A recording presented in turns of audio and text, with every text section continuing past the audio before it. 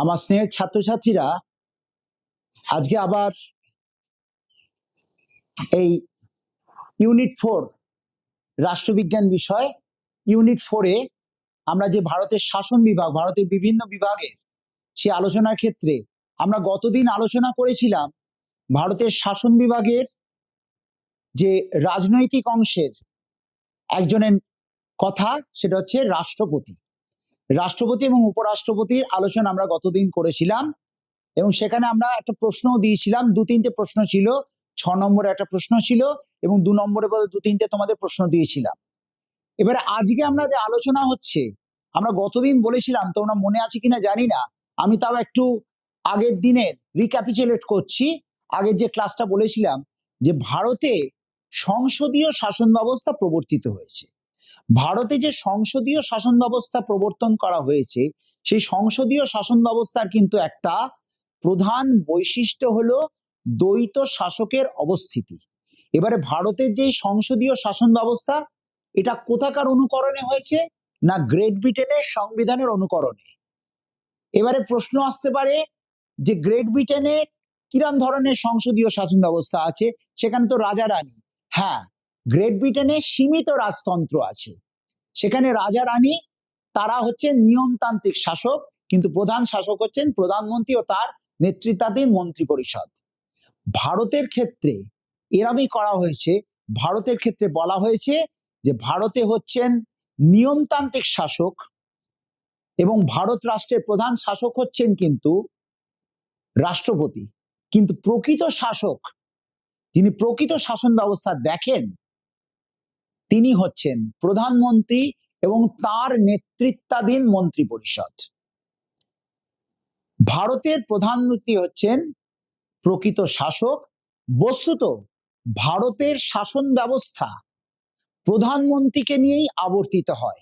ভারতের যে সম্পূর্ণ শাসন বিভাগ, যে শাসন ব্যবস্থাটা, সেটা প্রধানমন্ত্রীকে নিয়ে আবর্তিত হচ্ছে। তাকে বলা হয় একদম ক্যাবিনেট তোরণের মূল স্তম্ভ হিসেবে তাকে দেখানো হয়। ভারতের সরকারের তিনি প্রকৃত শাসক হিসেবে দেখানো হয়। এবারে আমরা একটু দেখি ভারতের সংবিধান প্রধানমন্ত্রী সম্পর্কে কি বলছে।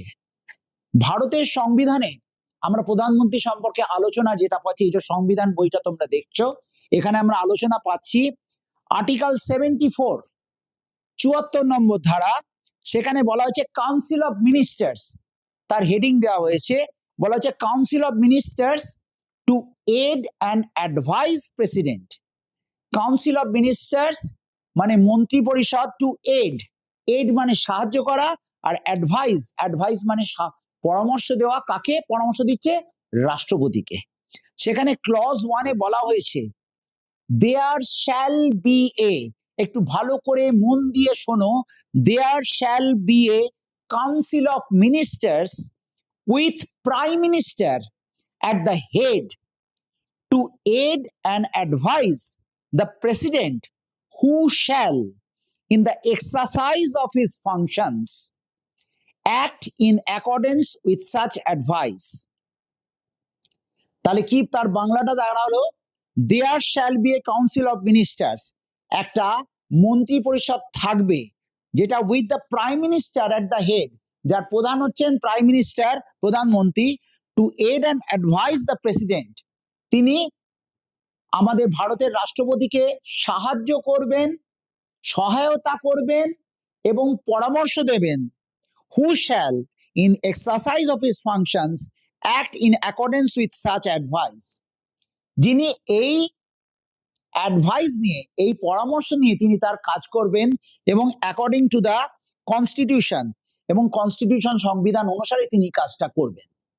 অর্থাৎ তাহলে প্রধানমন্ত্রীকে দেখা যাচ্ছে একটা প্রকৃত শাসক হিসেবে যখন বললাম, প্রধানমন্ত্রীর তিনি এইভাবে প্রধানমন্ত্রীকে আমরা দাঁড় করাচ্ছি। তাহলে আমরা বলি যে প্রধানমন্ত্রীকে বলা যায় যে তিনি আমাদের যে ভারত সরকারের প্রকৃত শাসক। এবার প্রধানমন্ত্রী কিভাবে নিযুক্ত হন? এটা একটা পরিষ্কার কথা বলা হয়েছে যে ভারতের রাষ্ট্রপতি প্রধানমন্ত্রীকে নিয়োগ করেন। তাহলে এইখানে নিয়োগের ক্ষেত্রে কি রাষ্ট্রপতির বিশেষ কোনো ক্ষমতা আছে? না, বিশেষ কোনো ক্ষমতা নেই।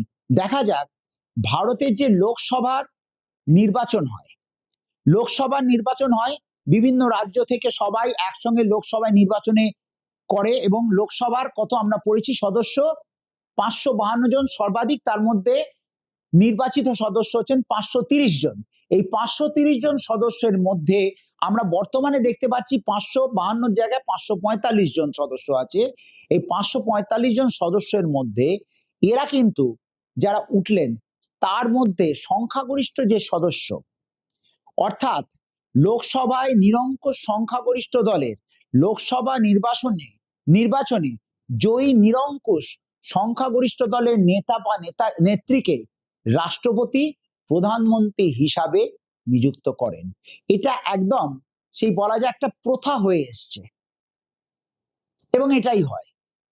সমস্যাটা হলো প্রধানমন্ত্রী নির্বাচনের ক্ষেত্রে দেখা গেল লোকসভা নির্বাচনে সংখ্যাগরিষ্ঠ দল, আমাদের যে ভারতের নির্বাচন ব্যবস্থা যেটা দেখি 52 সাল থেকে যে নির্বাচন শুরু হয়েছিল, 52 থেকে 67 অব্দি, 1952 থেকে 1967 যে নির্বাচনগুলো হয়েছে সেখানে কিন্তু এই সমস্যা দেখা যায়নি। তখন দেখা গেছে কংগ্রেস দল একটা নিরঙ্কুশ সংখ্যাগরিষ্ঠতা পেয়ে এসছে, এবং সেই দলের নেতা বা নেত্রীকে আমরা জানি প্রথম ভারতের স্বাধীন ভারতের প্রধানমন্ত্রী কে ছিলেন? প্রথম প্রধানমন্ত্রী পণ্ডিত জওহরলাল নেহরু, তারপরে লাল বাহাদুর শাস্ত্রী আসছেন, তারপরে ইন্দিরা গান্ধী আসছেন, প্রত্যেকে আসছেন। এই যে সময়টা দেখা গেছে, এই সময়টি কিন্তু দেখা যাচ্ছে যে লোকসভায় কিন্তু সংখ্যাগরিষ্ঠ দল হিসেবে একটা দল সংখ্যাগরিষ্ঠতা পেয়ে এসছে। কিন্তু 67 সালের পর থেকে সমস্যাটা দেখা দিল, বিভিন্ন রাজ্যে কংগ্রেস দলের প্রাধান্য কমতে লাগলো এবং অন্যান্য দলগুলো তারা গজিয়ে উঠতে লাগলো।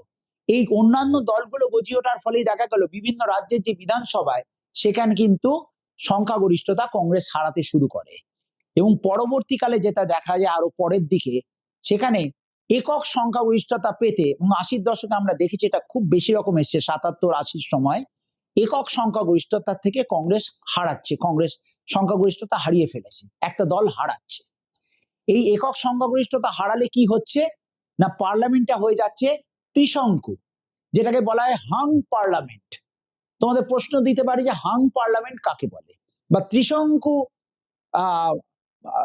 সংসদ বা ত্রিশঙ্কু পার্লামেন্ট বলতে কি বোঝো?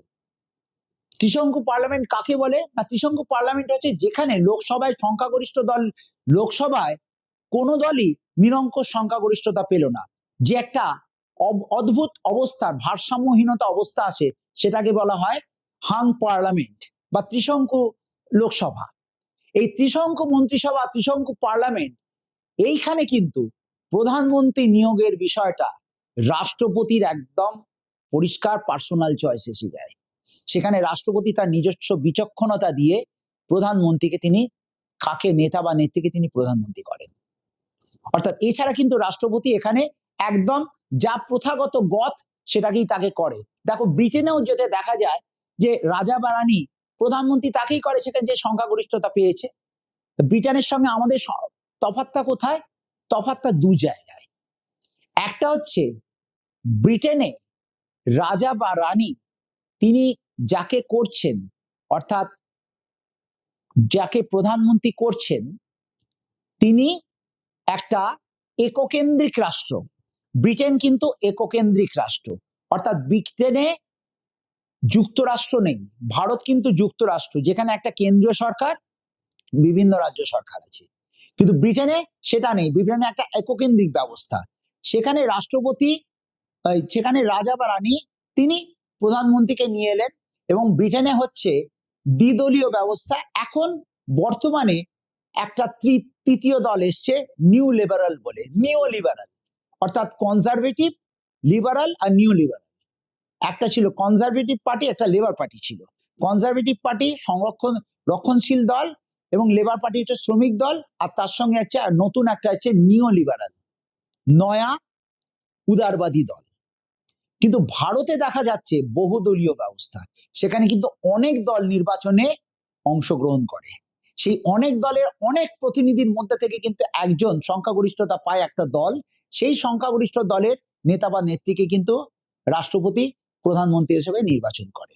এবার প্রধানমন্ত্রী নির্বাচন হলো, প্রধানমন্ত্রী নির্বাচন তাকে ভারতের নাগরিক হতে হবে, কমপক্ষে 25 বছর বয়স হতে হবে, যদি তিনি লোকসভা যে কোনো একটা পার্লামেন্টের মানে সদস্য হতে, পার্লামেন্টের যে কোনো একটা কক্ষের সদস্য হতে হবে, হয় লোকসভা বা রাজ্যসভা।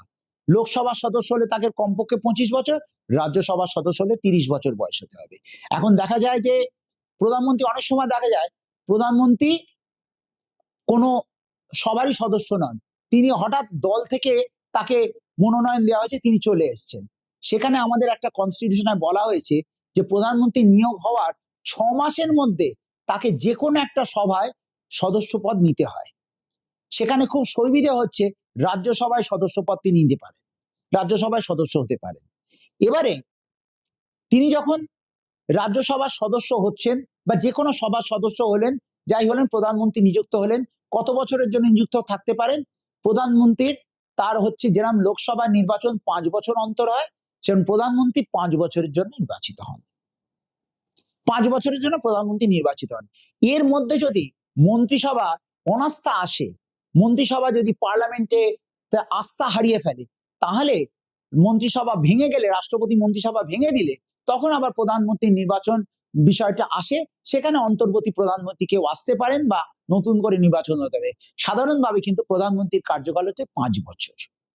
হতে পারে তিনি পূর্ণ নির্বাচিত হতে পারেন, সেটাও গেল। যেন রাষ্ট্রপতির ক্ষেত্রেও তিনি পূর্ণ নির্বাচিত হতে পারেন, প্রধানমন্ত্রীর ক্ষেত্রেও পূর্ণ নির্বাচিত হতে পারেন যদি তিনি আবার জেতেন। এবারে আরেকটা কথা হচ্ছে, আমরা দেখেছি বিভিন্ন কারণে যে ভারতের বিভিন্ন প্রধানমন্ত্রীর ক্ষেত্রে যে একাধিকবার তারা কিন্তু প্রধানমন্ত্রী হয়েছেন। বর্তমানের প্রধানমন্ত্রীও কিন্তু একাধিকবার হয়েছেন। তাহলে দেখা যাচ্ছে যে প্রধানমন্ত্রীর নিয়োগটা আমরা এসে গেল। এবারে প্রধানমন্ত্রীর কাজ যেটা খুব দরকারি, প্রধানমন্ত্রীর কিন্তু কাজগুলো খুব, আমরা যেখানে বলছি প্রকৃত শাসক, প্রধানমন্ত্রী হচ্ছেন, প্রথম কথা হচ্ছে প্রধানমন্ত্রী হচ্ছেন রাষ্ট্রপতির মুখ্য প্রধান পরামর্শদাতা। অর্থাৎ রাষ্ট্রপতিকে প্রধানমন্ত্রী রাষ্ট্রের বিভিন্ন বিষয়, বিভিন্ন ডে টু ডে প্রশাসন, সেই সম্পর্কে তিনি প্রধানমন্ত্রী রাষ্ট্রপতিকে জানান এবং রাষ্ট্রপতি তাকে বিভিন্ন ধরনের কথা বলেন এবং রাষ্ট্রপতির সঙ্গে তার এই আলোচনা চলে এবং তিনি রাষ্ট্রপতিকে বলতে পারেন। কারণ প্রধানমন্ত্রী নিযুক্ত করেন রাষ্ট্রপতি, কিন্তু অন্যান্য মন্ত্রী নিযুক্ত করার ক্ষেত্রে কিন্তু রাষ্ট্রপতি প্রধানমন্ত্রীর পরামর্শ অনুযায়ী অন্যান্য মন্ত্রীদের নিয়োগ করেন এবং তাদের মন্ত্রক ঠিক করেন। তাহলে প্রধানমন্ত্রী রাষ্ট্রপতির প্রধান পরামর্শদাতা। এইবারে দেখা যাচ্ছে যে আমরা আগে পড়েছিলাম যে রাষ্ট্রপতি কি প্রধানমন্ত্রীর পরামর্শ বা মন্ত্রিসভার পরামর্শ অনুযায়ী চলতে বাধ্য না বাধ্য নয়? সেখানে আমরা দেখেছি কিন্তু 42 এবং 44তম সংবিধান সংশোধন বলে দিয়েছে পরিষ্কার করে যে রাষ্ট্রপতি কিন্তু মন্ত্রিপরিষদের, অর্থাৎ মন্ত্রিপরিষদের হেড তো প্রধানমন্ত্রী, তার পরামর্শ অনুযায়ী চলতে কিন্তু বাধ্য। তাহলে দেখা যাচ্ছে প্রধানমন্ত্রী রাষ্ট্রপতির সঙ্গে যে এই যে একটা মানে মেলবন্ধন করার, যে রাষ্ট্রের বিভিন্ন বিষয় খুঁটিনাটি তাকে জানাচ্ছেন এবং রাষ্ট্রপতি প্রধানমন্ত্রীর সঙ্গে আলাপ আলোচনা করছেন, সেটা একটা বিরাট ব্যাপার প্রধানমন্ত্রীর কাজের মধ্যে। এবার প্রধানমন্ত্রীর নিয়োগ সংক্রান্ত ক্ষমতা, অর্থাৎ রাষ্ট্রপতি প্রধানমন্ত্রীকে নিয়োগ করলেন অন্যান্য মন্ত্রীদের নিয়োগের ক্ষেত্রে, তাদের মন্ত্রী, সেখানে প্রধানমন্ত্রী পরামর্শ অনুযায়ী রাষ্ট্রপতি তাদের নিযুক্ত করেন। এবং প্ল্যানিং কমিশন, বিভিন্ন কমিশনগুলো, এখন তো নীতি আয়োগ কমিশন হয়েছে বা পরিকল্পনা কমিশন উঠে গিয়ে নীতি আয়োগ কমিশন হচ্ছে, সেখানে যা কিছু আসে সেগুলো প্রধানমন্ত্রীর আয়ত্তাধীন থাকছে এবং তার একটা কিন্তু প্রধানমন্ত্রীর একটা পিএমও বলে, পার্লামেন্ট প্রাইম মিনিস্টার্স অফিস, অর্থাৎ প্রধানমন্ত্রীর কর্মালয় বা কার্যালয়। সেখানে কারা থাকেন? সেখানে থাকেন কিন্তু, আমি আগের দিন বলেছিলাম পড়ার আগের ক্লাসে, যে একটা পার্মানেন্ট এক্সিকিউটিভ আছে, যেটা স্থায়ী প্রশাসক, যারা ব্যুরোক্র্যাটস, তারা কিন্তু এইখানে থাকে প্রধানমন্ত্রীর কার্যালয়ে। সেক্রেটারি, বিভিন্ন মুখ্য সচিব, প্রধান সচিব, মুখ্য সচিব, পররাষ্ট্র সচিব, এইসব সচিব যারা থাকে তারা কিন্তু সব প্রধানমন্ত্রী তাদের নিয়োগ করছেন। এইবারে নিয়োগ করেন, কিন্তু তারা আসেন কিন্তু বিভিন্ন ওই প্রতিযোগিতামূলক পরীক্ষার মাধ্যমে, কিন্তু তারা নিযুক্ত হন কিন্তু প্রধানমন্ত্রীর দ্বারা। এবারে হয়ে যাবার পর আমরা দেখছি যে প্রধানমন্ত্রীর আর কি কাজ আছে। তিনি তো নিয়োগ করলেন, নিয়োগের পরে তাকে বলা হচ্ছে তিনি লোকসভার নেতা, অর্থাৎ লোকসভার সংখ্যাগরিষ্ঠ দলের নেতা হচ্ছেন প্রধানমন্ত্রী। লোকসভায় যে আলোচনা হয়, কি আলোচনা হবে লোকসভায়, কে কি আলোচনায় অংশগ্রহণ করবে, কোন মন্ত্রী কোন বিষয়ে কথা বলবে, সেটা আগে থেকে ঠিক করে নেন প্রধানমন্ত্রী। তিনি সেই মন্ত্রীকে বলেন, এবং লোকসভায় যখন আলোচনা চলে কোনো একটা বিলের ব্যাপারে বা কোনো ব্যাপারে, সরকার পক্ষ বিরোধী পক্ষ আলোচনা চলছে, সরকার পক্ষ বিরোধী পক্ষের আলোচনার মধ্যে যখন বিতর্ক হয়, যখন সরকার পক্ষের কোনো মন্ত্রীকে কোনো বিরোধী নেতা আক্রমণ করছেন, তিনি বলছেন, যখন সেই মন্ত্রী উত্তর ঠিক মতো, ধরা যাক অর্থমন্ত্রী বা পররাষ্ট্রমন্ত্রী কোনো সমস্যায় পড়ে গেছেন, তখন কিন্তু প্রধানমন্ত্রী আসেন ত্রাতার ভূমিকায়। তিনি কিন্তু সেই মন্ত্রীর হয়ে তাকে কিন্তু সেই জবাবগুলো দেন, যুক্তি দিয়ে সেই জবাব দেন, যে তিনি উত্তর দিতে পারছেন না, সেটা কিন্তু প্রধানমন্ত্রী দেন। অর্থাৎ বোঝা যাচ্ছে যে প্রধানমন্ত্রীর ভূমিকাটা লোকসভায় কোন জায়গায়, এবং কে কতটা কি বলবে না বলবে, কি আলোচনা হবে, সেটা কিন্তু আগে থেকে ঠিক করা সেগুলো প্রধানমন্ত্রী করে দেন তার দলের। তিনি যেহেতু তিনি সেই লোকসভায় সংখ্যাগরিষ্ঠ দলের, সেখানে তিনি আলোচনাগুলো ঠিক করেন। এবং এখানে আলোচনার মধ্যে যে আলোচনার বিষয়গুলো হলো, সেই আলোচনার তিনি যা কিছু মূল তার নির্ধারক কিন্তু প্রধানমন্ত্রী থাকেন যা কিছু আলোচনার মধ্যে। এবার দেখা যাক, যদি প্রধানমন্ত্রীর কোনো সরকারি কোনো একজন মন্ত্রী, দেখা যায় যে কোনো একজন মন্ত্রী, বিশেষ মন্ত্রী, তিনি একটা কোনো রকম সমস্যার মধ্যে পড়ে গেছেন, বা তিনি দুর্নীতি বা তিনি অনাস্থা, তার প্রতি অনাস্থা আসছে, বিভিন্ন বিরোধী দল তার প্রতি অনাস্থা দিয়েছে, যে এই লোকটাকে চাই না, একে সরিয়ে দিতে হবে, এক্ষুনি তাকে পদত্যাগ করান। সেখানে কিন্তু প্রধানমন্ত্রী প্রয়োজন মনে করলে তাকে রাষ্ট্রপতিকে বলে তাকে পদত্যাগ করাতে পারেন, সেটা কিন্তু প্রধানমন্ত্রী করতে পারে। অর্থাৎ দেখা যাচ্ছে যে লোকসভার মধ্যে কিন্তু প্রধানমন্ত্রীর এই ক্ষমতাটা বিশাল বড় একটা ক্ষমতা। কিন্তু লোকসভার নেতা মানে তিনি লোকসভার যে পরিচালনা হয়, সেখানে পরিচালনা সভাপতি ছিলেন স্পিকার, কিন্তু প্রধানমন্ত্রী সংখ্যাগরিষ্ঠ দলের নেতা হিসেবে সেখানে কি বক্তব্য হবে না হবে, সবকিছু ভাষণ টাষণ সেগুলো কিন্তু ঠিক প্রধানমন্ত্রী ঠিক করেন। এবারে জিনিস দিয়ে যাচ্ছে, আর একটা হচ্ছে মন্ত্রিসভার নেতা। প্রধানমন্ত্রীকে বলা হচ্ছে মন্ত্রিসভার নেতা। তিনি হচ্ছেন council of minister, leader of the council of minister or cabinet. প্রধানমন্ত্রী কে বলা হয় প্রাইমাস ইন্টার পেয়ার্স, ল্যাটিন ভাষা প্রাইমাস ইন্টার পেয়ার্স, যার ইংরেজি হচ্ছে ফার্স্ট অ্যামং ইকুয়ালস। অর্থাৎ মন্ত্রী পরিষদে প্রধানমন্ত্রীর পদমর্যাদার ক্ষেত্রে বলা হচ্ছে তিনি সমপর্যায়ভুক্ত ব্যক্তিদের মধ্যে অগ্রগণ্য। অর্থাৎ তিনি তার অন্যান্য মন্ত্রীদের সঙ্গে তার সমপর্যায়, তার মধ্যে তিনি অগ্রগণ্য, তিনি ফার্স্ট অ্যামং ইকুয়ালস। কিন্তু যতই বলা হোক, প্রধানমন্ত্রী কিন্তু দেখা যাচ্ছে তিনি ক্যাবিনেটের তিনি মূল নেতা হচ্ছেন, তিনি মন্ত্রী পরিষদের মূল নেতা, এবং প্রধানমন্ত্রী তার ক্যাবিনেটকে তৈরি করেন। বিভিন্ন মন্ত্রী পরিষদের মন্ত্রী, যে অনেক মন্ত্রী আছে, সেই মন্ত্রীর থেকে কিছু কিছু মন্ত্রী নিয়ে তিনি ক্যাবিনেট মন্ত্রী গঠন করেন, অর্থাৎ ক্যাবিনেট গঠন করেন। ক্যাবিনেটটা হচ্ছে, ধরা যাক আমরা পার্লামেন্টে যে আলোচনাটা করছি, লোকসভায় যে আলোচনা হচ্ছে, সেই আলোচনার যে একটা বিষয়বস্তু, সেই বিষয়বস্তুগুলো কিন্তু তৈরি হয় ক্যাবিনেটে, ক্যাবিনেটের আলোচনায় তৈরি হয়, মন্ত্রী পরিষদের আলাদা আলোচনা হয়, সেইখানে রুদ্ধদ্বার কক্ষে সেই আলোচনায় ঠিক হয় যে এই আলোচনাটা এখানে করা হবে। অর্থাৎ আগে থেকে হোমওয়ার্কটা করা হয় কিন্তু কাউন্সিল অফ মিনিস্টার্স। তাহলে বোঝা যাচ্ছে ক্যাবিনেটের গুরুত্বটা কত, ক্যাবিনেট মন্ত্রী। এরপরে দেখা যায় একটা নতুন ব্যাপার, কিচেন ক্যাবিনেট, একটা ধারণা যেটা এসছে আমাদের প্রাক্তন রাষ্ট্রপতি প্রয়াত শ্রী রাজীব গান্ধীর সময় থেকে। রাজীব গান্ধী তার যখন প্রধানমন্ত্রী ছিলেন, তিনি ক্যাবিনেটের মধ্যে আবার আরেকটা ক্যাবিনেট মন্ত্রী, ছোট্ট ক্যাবিনেট, কিচেন ক্যাবিনেট, যার নাম দেওয়া হয়েছে। অর্থাৎ কিচেন মানে কি, যেখানে রান্নাঘর, সেখানে কারা থাকে, বাড়ির কর্ত্রীরা দু একজন থাকেন।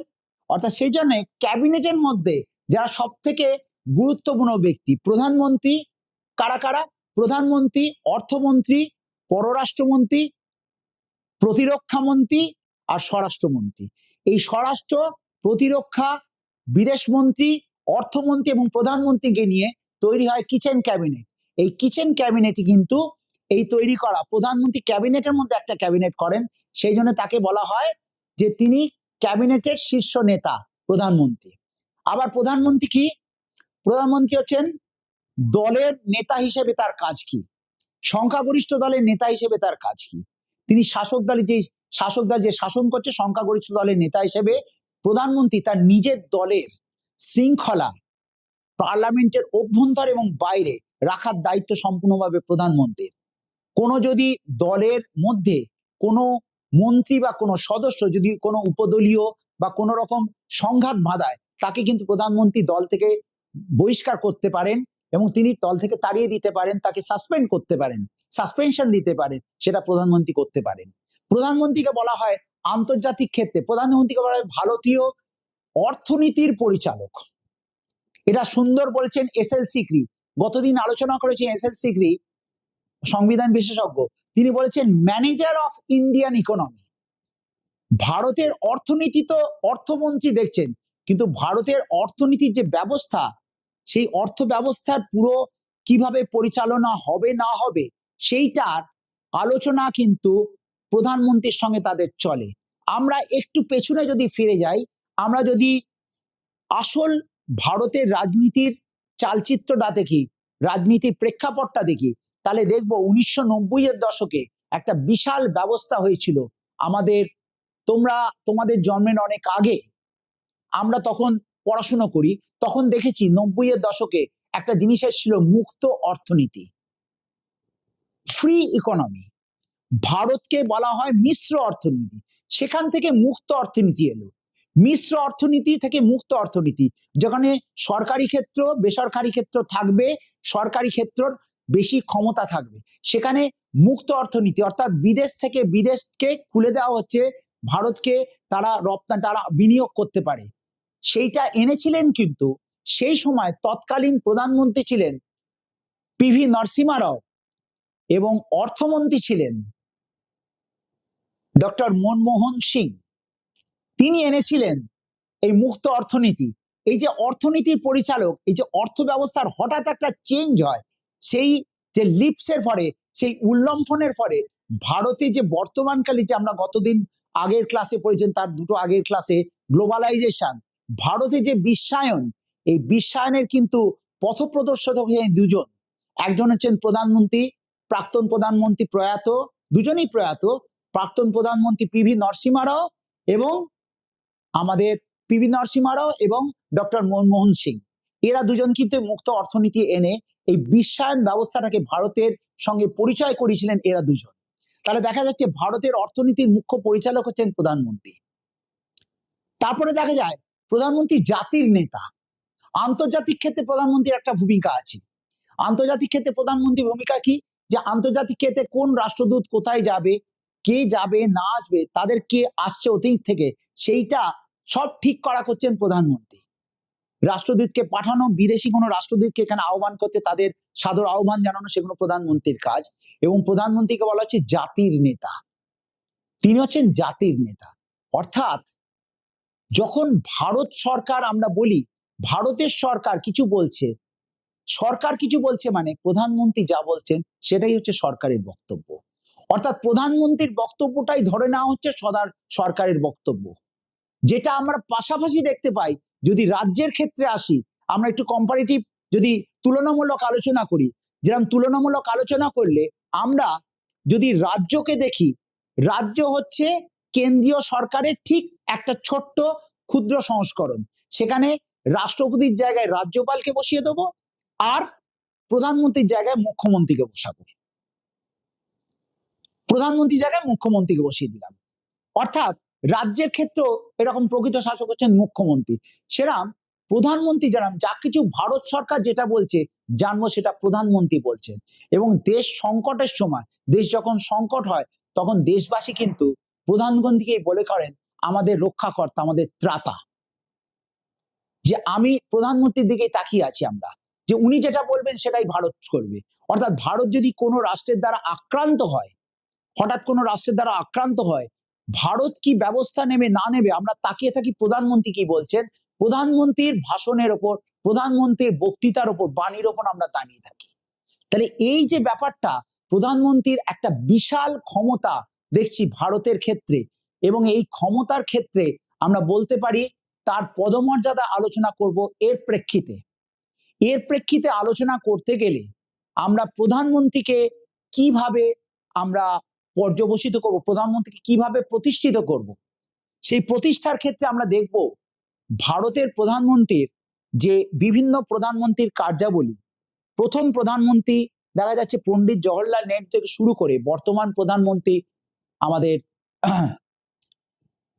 বর্তমান যিনি নরেন্দ্র মোদী, এই প্রত্যেক প্রধানমন্ত্রীর যে কাজের যদি আমরা পর্যালোচনা করি, দেখতে পাবো একটা জায়গায় যে প্রধানমন্ত্রীর কাজটা কিন্তু, যে কাজ তিনি করেছেন, এই কাজের মধ্যে তিনি যে ভূমিকা পালন করছেন, তার যে ক্ষমতা এবং ভূমিকা পালন যেটা তিনি করছেন, তার যার ক্ষমতা আছে এবং তিনি যেটা ভূমিকা রিয়েল পলিটিক্সে তিনি যে ভূমিকা পালন করেছেন, সেই পালনের মধ্যে কিন্তু একটা দেখতে পারবো একটা মানে তার একটা বিভিন্ন একাধিপত্য আমরা দেখতে পাই, যে একটা আধিপত্য, প্রধানমন্ত্রীর আধিপত্য কিন্তু কাজের মধ্যে দেখা যাচ্ছে। সেই জন্য অনেক রাষ্ট্রবিজ্ঞানী, অনেক সংবিধান বিশেষজ্ঞ প্রধানমন্ত্রীকে একনায়ক বলে দিয়েছেন, যে প্রধানমন্ত্রী তো আসলে ফার্স্ট অ্যামং ইকুয়ালস নন, তিনি একনায়কের মতন কাজ করেন। এটা আসলে বিশেষভাবে হয়েছিল যখন আমরা বলি আমরা একটু জানার জন্য আমাদের দরকার, কারণ আমরা প্রশ্ন উত্তরে তো এত কিছু লিখতে পারবো না, আমরা উত্তরের ক্ষেত্রে আমাদের জানার জন্য দরকার যে কেন এই একনায়ক কথাগুলো আসে। এক একজন তো বলেছেন, সেইগুলো আমরা ব্যাখ্যা করব কেন আসে। সেই ব্যাখ্যার কারণটা হচ্ছে 1977 সালে আমাদের জরুরি অবস্থা হয়, 76-77 সালে, 75 থেকে আসে, 75 থেকে ওই সময়টা, এই 75 সাল থেকে যে জরুরি অবস্থা আসে, জরুরি অবস্থার সময় তৎকালীন প্রধানমন্ত্রী ইন্দিরা গান্ধী এবং তিনি যে ভাবে শাসন পরিচালনা করতেন, রাষ্ট্রের পরিচালনা করতেন, সেখানে তাকে অনেকে একনায়ক বলেছেন। আবার পাশাপাশি তার সমর্থনে যারা কথা বলেছেন তারা আবার বলেছেন ভারতের সংবিধানে তো বলাই আছে জরুরি অবস্থার সময় রাষ্ট্রপতি পুরো ক্ষমতা তুলে নেন এবং রাষ্ট্রপতি অনুযায়ী কাজ চলে। আসলে রাষ্ট্রপতি প্রধানমন্ত্রীর পরামর্শ অনুযায়ী চলে, প্রধানমন্ত্রী যা বলছেন সেইভাবে রাষ্ট্রপতি চলছেন। তাহলে প্রধানমন্ত্রীর গুরুত্বটা সেখান থেকে বোঝা যাচ্ছে, তাকে সেখানে একনায়ক বলা হয়েছে এবং এরম ভাবে বলা হয়েছে প্রধানমন্ত্রী পদের রাষ্ট্রপতিকরণ করা হয়েছে, যেটা পরবর্তীকালে ইন্দিরা গান্ধীর পুত্র যখন রাজীব গান্ধী তার তখন প্রধানমন্ত্রিত্বকালে এই প্রশ্ন এসেছিল, যে সেই সময় অনেক সময় দেখা গেছে তিনি তৎকালীন রাষ্ট্রপতির সঙ্গে অনেক বিষয় আলোচনা না করে, জ্ঞানী জয়েল সিং ছিলেন তখন রাষ্ট্রপতি, অনেক আলোচনা না করে তিনি সিদ্ধান্ত নিয়েছেন। তখন বলা হয়েছে এ তো প্রধানমন্ত্রী পদের প্রেসিডেন্সিয়ালাইজেশন অফ ইন্ডিয়ান প্রাইম মিনিস্টার, অর্থাৎ প্রধানমন্ত্রী পদের রাষ্ট্রপতিকরণ হয়েছে, তা প্রধানমন্ত্রী পদ থেকে রাষ্ট্রপতিকরণ হয়েছে। তাহলে আমরা প্রধানমন্ত্রী কিভাবে রাখবো, প্রকৃত শাসক, সর্বাধিক একাধিপত্য শাসক, না একনায়ক, এইভাবে কিভাবে আমরা তৈরি করব, সেটা তৈরি করার ক্ষেত্রে কিন্তু আমাদের সিদ্ধান্ত নেওয়ার ক্ষেত্রে আমাদের পরিষ্কার করে দেখতে হবে ভারতের রাজনৈতিক চালচিত্রটা। ভারতের রাজনীতির চালচিত্রতে যদি দেখি 1952 থেকে 1967 অবধি একটা দলের একাধিপত্যের ফলে, কেন্দ্র এবং রাজ্যে একাধিপত্যের ফলে কিন্তু দেখা যাচ্ছে যে প্রধানমন্ত্রীর পদটা তিনি যা মনে করেছেন সেটা তিনি নিয়েছেন। সেই সিদ্ধান্তের মধ্যে কিন্তু অনেক ইতিবাচক দিক আছে, অনেক ভালো ভালো জিনিস আছে, হয়তো অনেক সমালোচনার জিনিস আছে, সেখানে তাকে কেউ প্রশ্ন করতে পারেনি। কেন প্রশ্ন করতে পারেনি? তার কারণ হচ্ছে রাজ্যেও যে দল আছে আর কেন্দ্রেও সেই দল শাসক দল, সেই কারণে তাকে কেউ প্রশ্ন করতে পারেনি। কিন্তু আমরা তারপরে দেখব যে তারপরে 67 সালের পর থেকে আফটার 67 আমরা দেখছি বিভিন্ন রাজ্যে বিভিন্ন দল উঠছে এবং 80-এর দশক 90-এর দশকে বিভিন্ন আঞ্চলিক দল, অঞ্চল বিশেষে বিভিন্ন আঞ্চলিক দল, আঞ্চলিক ডিমান্ড, আঞ্চলিক দাবি দাবা নিয়ে সেই দলগুলো তৈরি উঠছে এবং ভোটে তারা জিতছে। এই আসার পরে দেখা গেল প্রধানমন্ত্রী কিন্তু সংখ্যাগরিষ্ঠ দল, একক সংখ্যাগরিষ্ঠ দলের প্রধানমন্ত্রী থাকছে না। তখন দেখা যাচ্ছে বিভিন্ন মিলে ঝুলে সরকার হচ্ছে, অর্থাৎ যেটা বলে জোট সরকার, যেখানে আমি একবার বলেছি আলোচনায়, যখন হাং পার্লামেন্ট হয়, যখন ত্রিসংখ্য লোকসভা হয়, যখন কোনো দল সংখ্যাগরিষ্ঠ নিরঙ্কুশ সংখ্যাগরিষ্ঠতা পেল না, তখন প্রধানমন্ত্রী নির্বাচনের বিষয়টা রাষ্ট্রপতি হয়ে যাচ্ছে। দেখা গেল রাষ্ট্রপতি এমন একজনকে প্রধানমন্ত্রী করলেন, এরকম দেখা গেছে আমাদের অতীতে অভিজ্ঞতা আছে, দুজন প্রধানমন্ত্রীর কথা বলতে পারি, একজন হচ্ছেন চন্দ্রশেখর, আরেকজন হচ্ছেন অটল বিহারী বাজপেয়ী, দুজনই প্রয়াত। তারা কিন্তু প্রধানমন্ত্রী হয়েছিলেন রাষ্ট্রপতির চয়েসে এবং তারা কিন্তু করেছেন খুব কম সময়, তারা কিন্তু সংখ্যালঘিষ্ঠ ছিলেন। তাদের পার্লামেন্টে তাদের 6 সপ্তাহ সময় দেওয়া হয়েছিল, এর মধ্যে তুমি সংখ্যাগরিষ্ঠতা প্রমাণ করো। তারা পারেননি, তারা সরে গেছেন, কিন্তু তারা কিন্তু কাজ করেছেন। আবার দেখা যায় অনেক সময় বিশ্বনাথ প্রতাপ সিংহের সময় যেমন দেখা গেছে, তখন বিভিন্ন যে একটা জোট সরকার, ন্যাশনাল ডেমোক্রেটিক অ্যালায়েন্স বা ইউপিএ সরকার, ইউনিয়ন মানে একটা ইউনাইটেড পাবলিক, আমরা পুরো একসঙ্গে যখন আসছি, যে একটা গোষ্ঠীবদ্ধ বা জোটবদ্ধ সরকার, বিভিন্ন রাজনৈতিক দলের নেতাদের নিয়ে গঠিত যে সরকার, সেই সরকারের ক্ষেত্রে প্রধানমন্ত্রী ভূমিকা কিন্তু এইভাবে এত স্বাধীন নয়। তাকে কি প্রয়োজন আছে, তার নিজের দলকে সামলাতে হয়, তার দেশের সমস্যা দেখতে হয়। তৃতীয় হচ্ছে তার একটা সব সময়ের একটা মানে আতঙ্ক থাকে, বিভিন্ন যে মিলেঝুলে সরকার, বিভিন্ন দলগুলো যেগুলো এসছে, বিরোধী দল আছে, তাদের সঙ্গে কিন্তু কিন্তু জাতীয় স্বার্থের ভিত্তিতে তিনি তাদের নিয়ে এসছেন, তাদের আবার আঞ্চলিক স্বার্থটা যেন বিঘ্ন না হয়। কারণ তারা বিভিন্নভাবে প্রধানমন্ত্রীকে বলতে পারেন, এই আপনি যদি এই কাজটা না করেন, আমি আমার সমর্থন তুলে নেবো, আমার এতজন এমপিকে আমি সরিয়ে নেবো, আপনার সরকার পড়ে যাবে। তাহলে প্রধানমন্ত্রীকে এইভাবে কাজ করে চলতে হয়, অর্থাৎ বিভিন্ন আপোষ মীমাংসার মাধ্যমে তিনি কাজ করতে হয়। সেখানে কিন্তু প্রধানমন্ত্রী কোয়ালিশন সরকার বলা হয়, কোয়ালিশন সরকারে সেখানে কিন্তু প্রধানমন্ত্রীর ভূমিকা বেশ সীমিত, এবং তাকে কিন্তু বিভিন্নভাবে বিভিন্ন চাপের মধ্যে দিয়ে তাকে কাজ করতে হয়। তাহলে অনেক রকম প্রধানমন্ত্রীর আমরা কাজ পেলাম। আবার বর্তমানে এখন দেখছি আবার সেই একক সংখ্যাগরিষ্ঠতাটা কিন্তু এসে গেছে, আবার একক সংখ্যাগরিষ্ঠতা এসছে, সেই মিলেঝুলে সরকারের বদলে আবার একক সংখ্যাগরিষ্ঠতা এসছে। এখানে ক্ষেত্রে আমরা রাজনীতিবিদরা বা রাষ্ট্রবিজ্ঞানীরা বা সংবিধান বিশেষজ্ঞরা তারা মনে করেন একটা জিনিস, একদল মনে করেন যে যে কোয়ালিশন সরকার থাকলে দেশ ভালো চলে, তারা মনে করেন, কারণ বিভিন্ন স্বার্থগুলো আসে। আবার একদল মনে করেন কোয়ালিশন সরকার থাকলে দেশ ভালো চলবে না, তার কারণ হচ্ছে এত আঞ্চলিক স্বার্থ যদি পূরণ করতে হয়, তখন দেখা যায় জাতীয় স্বার্থকে বলি দিতে হয়, জাতীয় স্বার্থ বলি দিতে গিয়ে একটা সামান্য আঞ্চলিক স্বার্থ দিকে আটকাতে হচ্ছে, সেটা করা হয়। আবার দেখা যাক, যদি একক সংখ্যাগরিষ্ঠতা দলও আসে, সেই সংখ্যাগরিষ্ঠতা দল এলেও সেই প্রধানমন্ত্রীকেও কি বিভিন্ন ধরনের বিরোধী যে দলগুলো, সেই বিরোধী দলের সঙ্গে, যেমন তিনি দলের নেতা, তিনি বিরোধী দলের সঙ্গে কিন্তু তাকে ভালোভাবে সমঝোতা করে চলতে হয়। এবং দেশের যখন সংকট, দেশ যখন সংকটের মধ্যে চলছে, যুদ্ধ বা অন্য সময় সংকটের মধ্যে চলে, তখন প্রধানমন্ত্রী কি করেন, বিভিন্ন বিরোধী দলকে নিয়ে সর্বদলীয় বৈঠক করেন, সর্বদলীয় বৈঠক করে তিনি আনেন যে বলুন, আপনারা বলুন আমি এই সমস্যা কিভাবে সমাধান করব।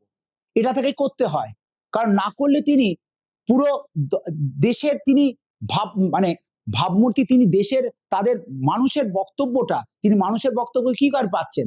এখন একটা সুবিধা হয়ে গেছে, এখন আমাদের বৈদ্যুতিন মাধ্যমে আমরা চট করে আমরা SMS, তারপরে বিভিন্ন ইনস্টাগ্রামের মাধ্যমে আমরা সবার বক্তব্যটা চট করে পেয়ে যাচ্ছি। আগে তো সেটা পেতাম না, সংবাদপত্র বা এছাড়া পেতাম না, সভা সমিতি ছাড়া। এখন পেয়ে যাচ্ছি, কিন্তু সবকিছু পাওয়ার পর তাকে কিন্তু সবকিছু দেখে এগোতে হয়। এগোনোর হওয়ায় বলেই অনেক ক্ষেত্রে দেখা যায় প্রধানমন্ত্রী কোনো একটা সিদ্ধান্ত নিলেন, কোন একটা বিষয় সিদ্ধান্ত নিয়ে আবার তিনি পেছিয়ে আসছেন। কেন কোনো জায়গায় প্রতিরোধ আসছে, সেখানে দেখতে হচ্ছে তাকে আবার ভাবতে হচ্ছে, পুনর্বিবেচনা করতে হচ্ছে। তিনি পুনর্বিবেচনা করে আনেন। এবং এই ক্ষেত্রে কিন্তু তাকে আমি বলেছি যে প্রধানমন্ত্রী যেই আলোচনাগুলো করেন, তার যে প্রধানমন্ত্রী পরিষদ PMO অফিস, সেটা একটা বিশাল ভূমিকা কিন্তু পালন করে এক্ষেত্রে। এই যে সচিবরা, এদের সঙ্গে প্রধানমন্ত্রী মাঝে মাঝেই কিন্তু তাকে বসতে হয়, মন্ত্রীদের সঙ্গেও বসেন, এদের সঙ্গেও বসেন, বসে কাজ করতে হয়। তাহলে প্রধানমন্ত্রী পদমর্যাদার ক্ষেত্রে আমরা কি বলবো, যে প্রধানমন্ত্রী কি এরকম থাকবেন, মানে তিনি কি মানে ভারতের প্রধানমন্ত্রীকে আমরা একনায়ক বলবো, সর্বাধিনায়ক বলবো, নাকি প্রধানমন্ত্রী কিরাম ক্ষমতা পূরণ করেন। আমরা এখানে আলোচনার ক্ষেত্রে বলবো যে ভারতের প্রধানমন্ত্রীর ক্ষেত্রে আর ব্রিটেনের প্রধানমন্ত্রীর ক্ষেত্রে একটা আলোচনা, আমি পরিষ্কার কথা বলি, তুলনামূলক আলোচনা করি, যেটা আমরা দেখছি গ্রেট ব্রিটেনের প্রধানমন্ত্রী আর ভারতের প্রধানমন্ত্রী, কাজ কিন্তু দুজনের একই রকম, কিন্তু একটা ফারাক আছে। কি ফারাক আছে? এটা হচ্ছে একটা বোধমূলক প্রশ্ন হতে পারে, যে ভারতের প্রধানমন্ত্রী আর ব্রিটেনের প্রধানমন্ত্রীর কাজের মধ্যে সমতা আছে, বৈপরীত্যটা কোথায়? বৈপরীত্য হচ্ছে, ভারত যেহেতু যুক্তরাষ্ট্রীয় ব্যবস্থা, আর ব্রিটেনে যেহেতু এককেন্দ্রিক ব্যবস্থা, যুক্তরাষ্ট্রীয় আর এককেন্দ্রিক ব্যবস্থা, ভারত যেহেতু যুক্তরাষ্ট্রীয় ব্যবস্থা, তাই ভারতের প্রধানমন্ত্রীকে কেন্দ্র এবং বিভিন্ন রাজ্যগুলোর দিকে নজর দিতে হয়, যেটা কিন্তু ব্রিটেনে এককেন্দ্রিক ব্যবস্থা হওয়ার জন্য প্রধানমন্ত্রী শুধু কেন্দ্রীয় শাসন বিভাগ নিয়ে তিনি ব্যস্ত থাকেন, তাকে অত রাজ্যের দিকে মন দিতে হয় না। অর্থাৎ ভারতের ক্ষেত্রে কিন্তু প্রধানমন্ত্রীর সমস্যা বেশি ব্রিটেনের থেকে, এবং তার কার্যের পরিধি অনেক বেশি, তাকে অনেক বলতে হয়, এবং ব্রিটেনের আয়তন তোমরা জানো ভালো করে যে পশ্চিমবঙ্গ থেকে একটু বেশি হয়তো হতে পারে। অর্থাৎ তাকে বিভিন্ন বিরোধী দল, ধরো রাজ্যে বিভিন্ন বিরোধী দল, তাদের সঙ্গে আলোচনা করতে হচ্ছে। আগে ছিল আন্তঃরাজ্য পরিষদ, জোনাল কাউন্সিল ছিল, ইন্টারস্টেট কাউন্সিল ছিল, এখন নীতি আয়োগ হয়েছে। এই যে বিভিন্ন জায়গায় যে বিভিন্ন যখন প্রশ্ন হয়, সেই প্রশ্নের তাকে সম্মুখীন হতে হয়, সেই উত্তর তাকে দিতে হয়। অর্থাৎ প্রধানমন্ত্রীর পদটা কেমন হবে, এইটার ক্ষেত্রে একটা চমৎকার লর্ড অ্যাসকুইথ বলে একজন, তিনি ব্রিটেনের প্রধানমন্ত্রীর পদ সম্পর্কে, ভূমিকা সম্পর্কে একটা কথা বলেছিলেন, সেটা ভারতের প্রধানমন্ত্রীর ক্ষেত্রে সমানভাবে প্রযোজ্য। সেটা বলা যায়, প্রধানমন্ত্রী পদটা কেমন হবে সেটা নির্ভর করে মূলত প্রধানমন্ত্রী নিজের দক্ষতা, কর্মকুশলতা, সততা, ভালো করে বোঝো, দক্ষতা, কর্মকুশলতা, সততা, এবং আরেকটা হচ্ছে খুব বড় কথা, দ্রুত সিদ্ধান্ত গ্রহণের ক্ষমতার উপর। একটা জিনিসকে খুব সমস্যা, সেই সমস্যা থেকে বেরোতে হবে, তিনি এই সমস্যাটাকে, ধরো কোনো একটা বহিরাক্রমণ হয়েছে, সেই বহিরাক্রমণে প্রধানমন্ত্রী হতবাক হয়ে গেছেন, গিয়ে তিনি বারবার সর্বদলীয় বৈঠক দেখে তিনি জিজ্ঞেস করছেন যে আমি কি করব না করব। সেটা না করে দ্রুত সিদ্ধান্ত গ্রহণ, যে এখন হয়েছে, আগে আমাকে প্রতি আক্রমণকে এটাকে ঠেকাতে হবে, এটাকে ঠেকিয়ে দিতে হবে, ভারতের সার্বভৌমত্ব রক্ষা করতে হবে। অর্থাৎ কোনটাকে আমি প্রায়োরিটি দেব, কোনটাকে অগ্রাধিকার দেব, এখন আমি সর্বদলীয় বৈঠক করে সময় নেব, না আগে হানাদার দিয়ে তাদের সরিয়ে দেবো, সেটা ঠিক করব। অর্থাৎ দ্রুত সিদ্ধান্ত গ্রহণের ক্ষমতার উপর নির্ভর করে। তাহলে এটা ভারতের ক্ষেত্রেও কিন্তু সমানভাবে প্রযোজ্য, এবং ভারতের বিভিন্ন প্রধানমন্ত্রীর ক্ষমতা থেকে দেখতে পারি ইতিবাচক নেতিবাচক বিভিন্ন কাজ হতে পারে, কিন্তু ইতিবাচক দিকে এরকম প্রচুর দেখা যায় যে তারা এরকম দ্রুত সিদ্ধান্ত গ্রহণের ক্ষমতা করেছেন। পাশাপাশি যদি এই প্রধানমন্ত্রীর রেপ্লিকায় যদি আমরা দেখি মুখ্যমন্ত্রীর ক্ষেত্রে, রাজ্যের মুখ্যমন্ত্রীকে, বিভিন্ন রাজ্যের মুখ্যমন্ত্রী, তারাও সেখানে দেখা যায় যে তারাও এই দ্রুত সিদ্ধান্ত গ্রহণের ক্ষমতার উপর কিন্তু অনেক সমস্যা তারা চট করে সমাধান করে দিয়েছে, যেটা পরবর্তীকালে হয়তো তিনি সর্বদলীয় বৈঠক ডাকছেন দেখে বলছেন, সেখানে তাকে প্রশ্নের মুখোমুখি হতে হয়েছে, কিন্তু তিনি বলতে পেরেছেন যে আমাকে ওই সময়, ওই টাইমটায় যদি আমি সময় নিতাম, তাহলে এই সমস্যার সমাধান, আরো সমস্যা বেড়ে যেত, সমাধান তো হতো না, সমস্যা আরো জটিল এবং আরো ঘনীভূত হতো, সেটা থেকে বেরোনো অসম্ভব হতো। তাহলে এইটা প্রধানমন্ত্রীর মানে সততা থাকুক, তার কর্মকুশলতা থাকুক, বিচক্ষণতা থাকুক, দক্ষতা থাকুক, কিন্তু দ্রুত সিদ্ধান্ত গ্রহণের ক্ষমতাও তার চাই।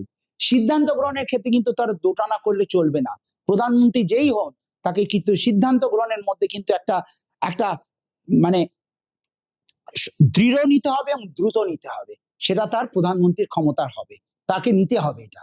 তাহলে ভারতের প্রধানমন্ত্রীর ক্ষেত্রে আমরা কি কি প্রশ্ন দিতে পারি? 2 নম্বরের কোশ্চেন যদি আসে, তাহলে ভারতের প্রধানমন্ত্রী কিভাবে নিযুক্ত হন, এই প্রশ্ন আসতে পারে। ভারতের প্রধানমন্ত্রী কিভাবে নিযুক্ত হন, এই প্রশ্ন আসতে পারে। আর 6 নম্বরের প্রশ্ন কিন্তু তোমরা লিখবে কি, ভারতের প্রধানমন্ত্রীর ক্ষমতা কার্যাবলী আলোচনা করো, ভারতের প্রধানমন্ত্রীর ক্ষমতা কার্যাবলী আলোচনা করো। আর একটা হচ্ছে ভারতের প্রধানমন্ত্রীর, এটা একটু বোধমূলক প্রশ্ন, তুমি কি মনে করো ভারতের প্রধানমন্ত্রী প্রকৃত শাসক না নিয়মতান্ত্রিক শাসক, বা ভারতের প্রধানমন্ত্রী যে কাজ করছেন তার কাজের মধ্যে ভারতের প্রধানমন্ত্রী পদের রাষ্ট্রপতিকরণ ঘটেছে, এরকম ধরনের যদি প্রশ্ন আসে, ভারতের প্রধানমন্ত্রী পদের রাষ্ট্রপতিকরণ ঘটেছে, এটা কোনো সংবিধান বিশেষজ্ঞই বলেছেন, তো এটা কি তুমি মনে করো এটা কি ঠিক না বেঠিক, সেখানে তোমাকে পক্ষে বা বিপক্ষে আমাকে যুক্তি দিতে হবে, যে ইতিবাচক নেতিবাচক দুটো দিক দেখে আমায় সিদ্ধান্তে আসতে হবে, যে তিনি রাষ্ট্রপতিকরণ হয়েছে, কিছু জায়গায় হয়তো হয়েছে, কিন্তু দেখা যাচ্ছে যে প্রধানমন্ত্রীর আবার তাকে তার দিকে বলার ক্ষেত্রে দেখে যাচ্ছে যে যেখানে যে সমস্যা, যেটা জটিল হচ্ছিল সেখানে তাকে দ্রুত সিদ্ধান্ত গ্রহণের ক্ষেত্রে হয়তো তিনি আলোচনা করেননি, আলোচনা না করে তাকে একা সিদ্ধান্ত নিতে হচ্ছে। এরকম অনেক কিছুই হয় তোমাদের জীবনের ক্ষেত্রে, বিভিন্ন ক্ষেত্রে। আমরা রাজনীতি, রাষ্ট্রবিজ্ঞানটা শুধু বই নয়, কিন্তু রাষ্ট্রবিজ্ঞানটা শুধু বই মুখস্থ করে বই করা যায় না। কেউ যদি মনে করে যে আমি বইটা পড়েই শুধু রাষ্ট্রবিজ্ঞান জেনে গেলাম, মুখস্থ করে গেলাম, আগে তোমাকে বুঝতে হবে যে আমি এই জিনিসটা, প্রধানমন্ত্রী যে ক্ষমতাটা তাকে দেওয়া আছে, তিনি যে ক্ষমতা পালন করেন, কেন এত ক্ষমতার কথা কিন্তু পরিষ্কার করে সংবিধানে এত বলা নেই, এত করে পরিষ্কার বলা নেই এই এই কাজ করবেন, এই এই কাজ করবেন না, এটা বলা নেই। কিন্তু তাকে বলা হচ্ছে এই ধরনের অ্যাকর্ডিংস টু কনস্টিটিউশন তিনি কাজ করবেন।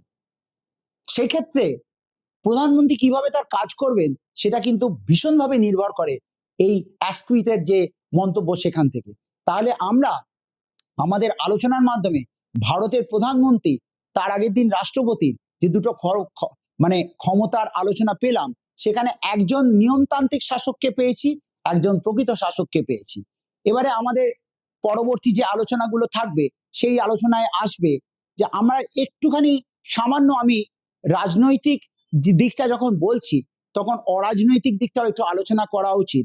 সেটা হচ্ছে ভারতের দুটো বলেছিলাম শাসন বিভাগের দুটো দিক, একটা রাজনৈতিক অংশ, একটা অরাজনৈতিক অংশ। শাসন বিভাগের অরাজনৈতিক অংশ কারা? যাদের বলা হয় আমলা। তারা কিভাবে আসে? তারা আসে কোনভাবে আসে? সর্বভারতীয় পরীক্ষার মাধ্যমে ট্রেনিং প্রাপ্ত প্রশাসক। তারা আমাদের দৈনন্দিন যে প্রশাসন কিভাবে চলবে, অর্থাৎ মন্ত্রীরা একটা জিনিস কার্য সেটা আইনের মাধ্যমে তৈরি হচ্ছে, সেটা মন্ত্রী, বিভিন্ন মন্ত্রী সেটা নিরূপণ করছেন, কিন্তু সেইটাকে প্রয়োগ করার ক্ষেত্রে কিন্তু আমার দরকার হচ্ছে এই এনাদের, এই সরকারি স্থায়ী সরকারি প্রশাসকদের দরকার, যারা ডে টু ডে মানে প্রশাসনটাকে তারা চালাবে। সেই ক্ষেত্রে আমরা স্থায়ী প্রশাসক, এই ব্যাপারটাকে কিন্তু পরে জানার দরকার। এটাকেও ভালো করে আমাদের জানতে হবে যে এদের কেন স্থায়ী প্রশাসক বলা হচ্ছে। কারণ এরা দেখো, প্রধানমন্ত্রী বলো, রাষ্ট্রপতি বলো, অন্যান্য মন্ত্রী বলো, যে কোনো মন্ত্রী, তারা কিন্তু একটা নির্দিষ্ট সময় নির্বাচনের মাধ্যমে আসছেন, আবার অন্য কেউ, অন্য দল এলে অন্য কেউ আসছেন। কিন্তু এই প্রশাসকরা কিন্তু কোনো নির্বাচনের মাধ্যমে এইভাবে আসেন না, তারা কিন্তু একটা পরীক্ষার মাধ্যমে আসছেন, এবং তাদের যে আলোচনা, তাদের একটা সময়সীমা দেওয়া আছে, 60 বছর বয়স অব্দি তিনি থাকবেন। সেখানে অনেক সরকার পরিবর্তন হয়, কিন্তু এদের পরিবর্তন হয় না।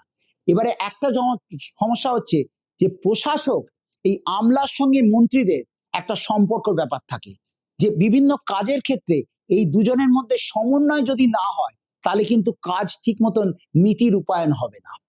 আমি নীতি বলে দিলাম, একটা নীতি, একটা যে কোনো একটা প্রকল্প, সেই প্রকল্প চালু করতে গেলে কিন্তু এই চালু করতে গেলে আমলাদেরও দরকার, সরকারি কর্মচারীদেরও দরকার, মন্ত্রীরও দরকার। মন্ত্রী বলে দিচ্ছেন, সরকারি কর্মচারীরা কিভাবে সেটাকে ইম্পোজ করছেন, কিভাবে ইমপ্লিমেন্ট করছেন, সেটাকেও কিন্তু দেখার দরকার। সেটা যদি সুচারুভাবে না হয়, একটা সরকার কিন্তু ভালোভাবে চলতে পারবে না।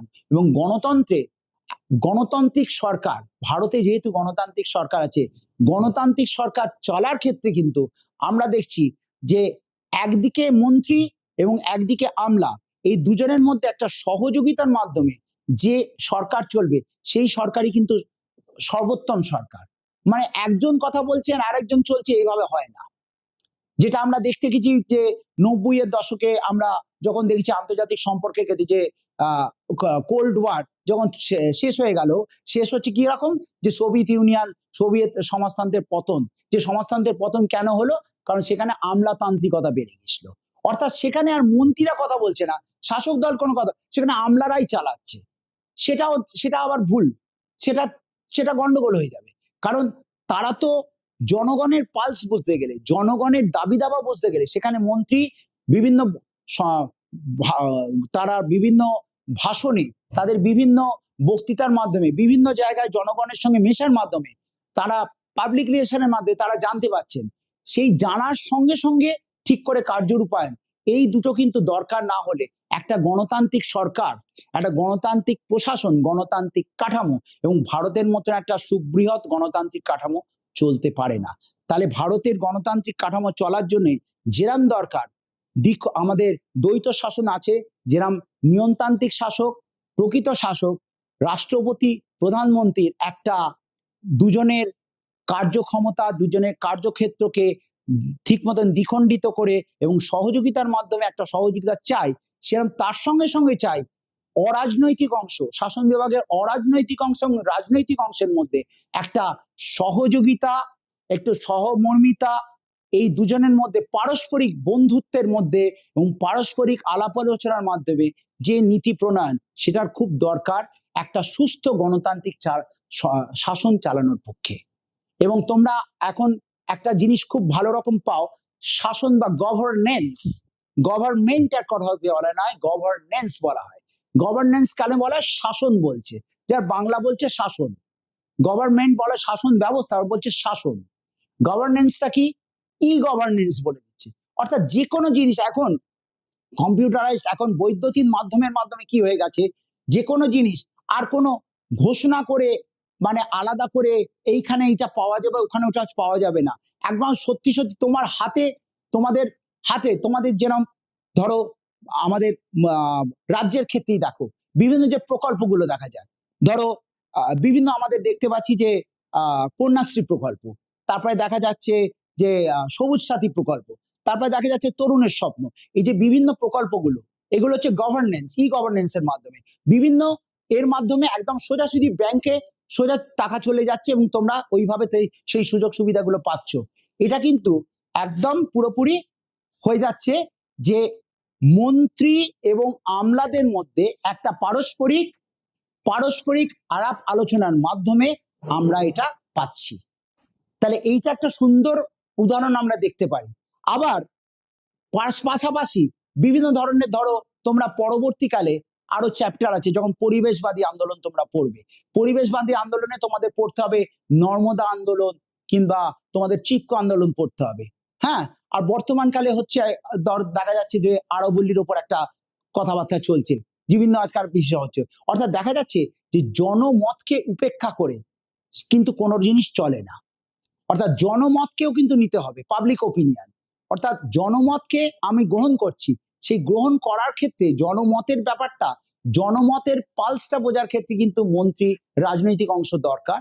তার প্রকৃত রূপায়ণ যেটা করবে, সেই প্রকৃত রূপায়ণের ক্ষেত্রে সেখানে দরকার আমলাদের সদিচ্ছা, আমলাদের সুচারু নেতৃত্ব এবং সুদক্ষ কর্ম। আজকে তাহলে আমরা আলোচনা যেটা করলাম, আলোচনার মাধ্যমে আমরা দেখলাম যে ভারতের প্রধানমন্ত্রীর ক্ষমতা কার্যাবলী এবং প্রধানমন্ত্রীর নিয়োগ কিভাবে, তার পদমর্যাদা, এবং তার সঙ্গে সঙ্গে ভারতের প্রধানমন্ত্রীর সঙ্গে গ্রেট ব্রিটেনের প্রধানমন্ত্রীর একটা আমরা দেখতে পেলাম যে একটা তুলনামূলক আলোচনা করলাম। এবং আর একটা ক্ষেত্রে একটু বলে দিই, নিয়মতান্ত্রিক শাসক এবং প্রকৃত শাসক তোমাদের ক্ষেত্রে আর একটু পরিষ্কার করে বলি দেয়, তোমরা কি বলতে পারবে যে এমন একটা দেশ কি বলা যায় যেখানে নিয়মতান্ত্রিক শাসক এবং প্রকৃত শাসক একজন? সেটা বলা যেতে পারে, যেমন দেখা যায় মার্কিন যুক্তরাষ্ট্র।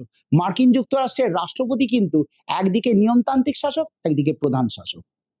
সেখানে কিন্তু রাষ্ট্রপতি শাসিত শাসন ব্যবস্থা, আর এখানে মন্ত্রিপরিষদ শাসিত শাসন ব্যবস্থা, সেই জন্য দুটো আলাদা। তাহলে এই যে দেখা যাচ্ছে যে ভাগগুলো, আমরা শাসনের মধ্যে বিভিন্ন ভাগ দেখছি, এবং শাসন বিভাগের মধ্যে যেরকম তিনটে অঙ্গ আছে, আইন, শাসন, বিচার, সেরকম তার সঙ্গে সঙ্গে আমরা কিন্তু দেখতে পাচ্ছি যে শাসনের মধ্যে, তার মধ্যে দ্বৈত শাসন, যে দ্বৈত শাসন ব্যবস্থা, যেটা সংসদীয় শাসন ব্যবস্থার যে পরিষ্কার একটা উদাহরণ, সেই উদাহরণটা আমরা গ্রেট ব্রিটেন থেকে নিয়েছি এবং গ্রেট ব্রিটেনের সঙ্গে ভারতের একটা সম্পর্ক তুলনামূলক আলোচনাও করলাম। এই আলোচনার মাধ্যমে তোমরা জানতে পারলে ভবিষ্যতে আবার পরবর্তী ক্লাসে আমরা ভারতের অন্যান্য বিভাগগুলো, যেরকম আইন বিভাগ আমাদের বাকি রইল কোথায়, আমাদের রাজ্যের যে কাজগুলো বাকি আছে, রাজ্যপাল এবং মুখ্যমন্ত্রী, সেখানে আমরা একটুখানি প্রশ্ন লিখে রাখতে পারি যে রাজ্যপালের ক্ষমতা কার্যাবলী রাষ্ট্রপতির সঙ্গে একই।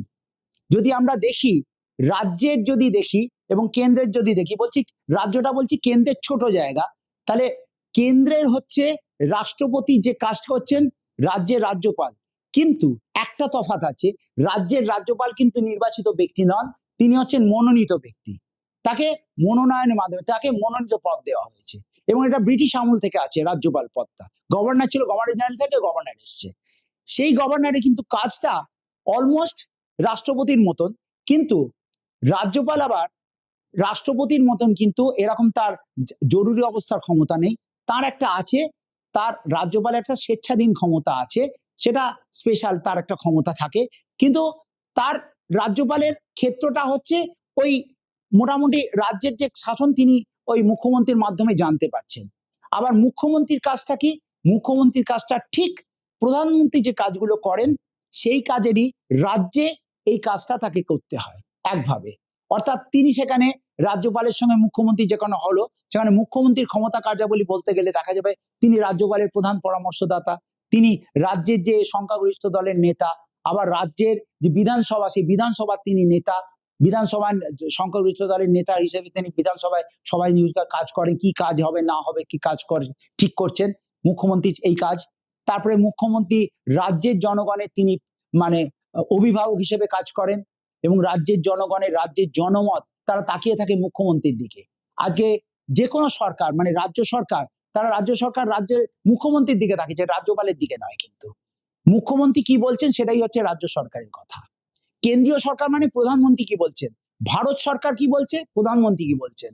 আর রাজ্যের পশ্চিমবঙ্গ সরকার, বিহার সরকার, ঝাড়খণ্ড সরকার, যে কোনো ধরনের মহারাষ্ট্রের সরকার কি বলছেন সেখানে হচ্ছে সেখানে প্রধান সেখানকার মুখ্যমন্ত্রী কি বলছেন। অর্থাৎ এইভাবে আমরা কিন্তু এই দুজনকে অভিভাবক হিসেবে দেখি।